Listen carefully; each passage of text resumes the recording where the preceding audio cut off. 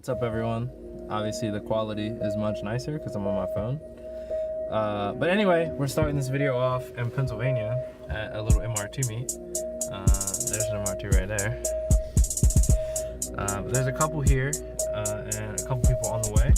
So I'm going to show you guys some of the cars here. It's like a little winter MR2 meet. Obviously we're in the E36 because, as you guys know, the cars are running. So anyway, we're here. We're going to look around and talk and do all that stuff. So cool. I forgot my SD card. I blocked it with Daniel. So we're heading home. I didn't film that much at that meet because it was just kind of fun. I showed the cars in the previous clip, but we were just kind of talking and not doing too much. And not everyone likes having a camera shoved in their face. So we're heading back home to go work on the MR2 and get hopefully fuel level sensor working with the ECU. And back to our regularly scheduled programming. This thing. Oh boy. Alright, so to make the fuel level sensor work, this is from a guy from Link. I don't know if you guys can see that, you probably can't, but I need to run a wire from the level sensor to one of the analog volts, put an 18K resistor in there, put the 100 capacitor in there, and then off of that wire, splice a wire from there with a 100 ohm resistor to the 5 volt to the ECU. So I'm gonna go ahead and try and do that. It's gonna be a little bit hard in the car trying to film it, so I'm gonna do it and then let you guys know what happens. So let's try that right now. I'm also gonna have to set up the table in the ECU itself once I'm done, but we'll just get the wiring done and we'll go ahead and try and do that and make sure it works. Alright, so I wired up this harness. It looks kind of a mess like right now because I'm not 100% done leaving it, but it's good and ready to go. So we don't have much more to do. Just gotta keep it moving and keep doing stuff. Yeah.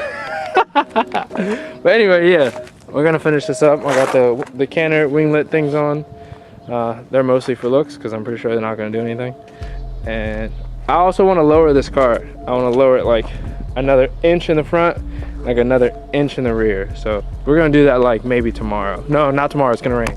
So maybe like in 2 days. That's when we'll do it. Man, I'm loving this weather. Just hoodies and like the t-shirt. No triple jackets, no like 5 socks. It's perfect. Now, I don't mind the cold. It's like 20 degrees or whatever. But when it's cold as hell for like 3 weeks straight, and then all of a sudden you get like 50, 60 today, 60 degree days, it's very refreshing. It's really nice when you have to come out here and work in your car for it to be like 60 degrees. So I got a couple of things in the mail. Where'd it go? Got some vacuum caps sorted, and so I got one of these to put on the valve covered breather, so that when I order my catch can, I can just run a line from that to that. What else? Let's see. Oh, also I just ordered a backup camera and also a power inverter.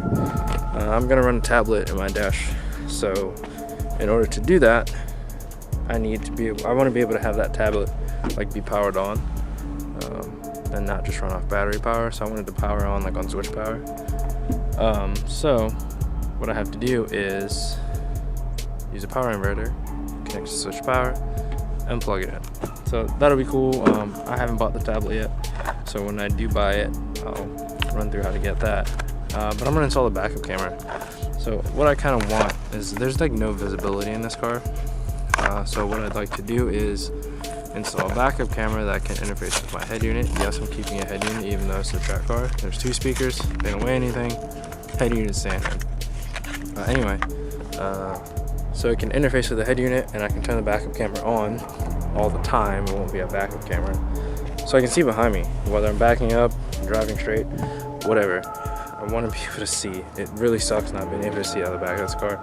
And if I get the S Sport engine lit and it goes down like that, I'm really not going to be able to see anything. So anyway, got a vacuum cap. Let's see if it works. So I'm going to have to cap this off. This went to the blow-off valve that I don't have anymore.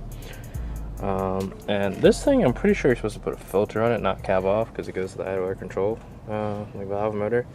So let's just throw this one cap on that, and then I think we'll just install the 90-degree fitting on that. Alright, so vacuum cap is installed, and I have this 90-degree fitting. I'm going to screw it on here. This end is going to go into whatever line I make that will go into my catch can. But I just want to use this, just get it on there so that it's not like open like it has been, and I can kind of get an idea of how I want it to mount. I think I'm gonna end up having the catch can like be right here, but I don't know until I buy it, so let's just do this for now and then we'll go from there. So I was actually concerned if the intercooler piping would have an issue with clearance with this fitting, but it seems that it doesn't. It's pretty close, but it will work with the fitting and still go where I need it to go, so that's good. Alright, so since there isn't much to do, I think it's a good day to make the harness reinforcement plates. So I think I'm just gonna get some like sheet metal. I don't even care if it's like steel, maybe like a 1/8 inch or a 1/4 inch thick, that I can just cut out to make a plate. Probably about like that. I'm gonna cut this out in the trunk, so I'm just gonna do as best I can. Just maybe get it along there and over here a little bit, just to distribute the what's the word? Load. Distribute the load. Alright, back from Lowe's. This is what we got. I think this is like, I don't know what gauge or whatever, but it's like an 1/8 inch. It's pretty fucking thick, so I don't think this is gonna, I think this will be fine. So we'll go ahead and use this. I'm not a fabricator by any stretch of the word, but I'll use some cardboard or something and kind of mock up what I want to do, and we can cut it out and go from there. So I came with this little template. It's basically gonna sit in here. I'm gonna have to turn it out a little bit, but since there's significant like bracing in the trunk already, I don't think there's any need to cut this out and like make a big thing. So I figure this just here, bolts all the way down, you know, in each of the bolt hole like spots or whatever. Just tuck it up real nice. I think it'll be good. So I'm gonna try that. I'm gonna cut this out of the metal and kind of see if it works. And I can just brace up against here and it'll be fine. And I think the same thing for the other side will work. So let's go ahead and try that. Alright, so this is the first one that I got. It's pretty cool. I like when it makes those like heat marks on the edge. But anyway, this thing's freaking sturdy. So it's definitely more sturdy than the thin piece of sheet metal this trunk is right here. But anyway, I guess I got to figure out how to mark this so that I can know where to drill the holes. I think I know just the way to do it. So this is something that a buddy of mine taught me. You take some honey or some peanut butter, you put it on the ends of each bolt, and then you place. Let's go ahead and do that real quick. Alright, so we got this one done. Obviously there's a stud missing because I broke it. So I'm gonna have to get a different stud for that, but it's drilled out enough. Working on the other one, these washers are gonna be under it, so the metal isn't just pushing up against the flimsy ass trunk. I pretty much have the other one done, but my drill ran out of juice, so I need to charge that up real quick just to finish the other hole. So we're gonna finish this up, and then I'm gonna check my list and see what else we have to do. All right, well, that's both of those complete. I'll probably paint them up or whatever, but both of them are complete, minus this one stud. But this thing is super sturdy now. I mean, I could pull, it was fairly sturdy before, but now it's like rock solid, so I have no worries about this thing. So yeah, on to the next thing. Alright, I'm gonna wrap this video up. I know it's pretty short, but I just have parts, so I don't want to keep making myself talk and do random things. What I did actually do though was ignore the gap between the splitter and the bumper, but I straightened it up. The splitter was kind of crooked, so I had to go ahead and straighten that up, but I did go do that and it was real quick, so it wasn't even worth filming. I did that. I got little canners on there now just to see how they work, but anyway, that's pretty much all I'm gonna do right now. I thank you guys for watching this video. Got the backup camera coming, got cool unplug stuff coming, so everything is still on the way, parts are still on the way, and once they get here, we will, I promise, get this car back together. So anyway, thank you guys for watching. Please be sure to keep liking, share the video, comment and let me know what you think, and let your friends know to subscribe. Anyway, I'm out of here. It's dark. You guys have a good night.